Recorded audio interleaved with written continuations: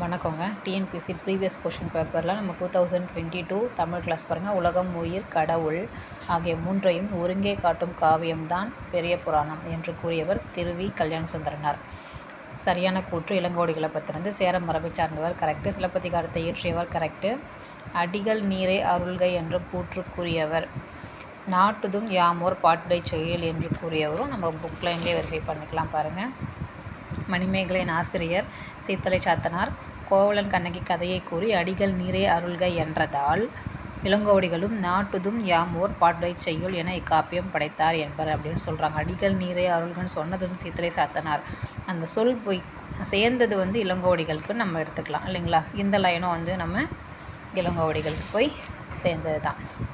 So அனைத்தும் சரி ஓகேங்களா. இந்த ஒரு கேள்விக்கே நம்மளுக்கு இந்த வீடியோ முடிஞ்சது. நெக்ஸ்ட்டு கொஷின் நம்ம நெக்ஸ்ட் வீடியோவில் பார்க்கலாம்.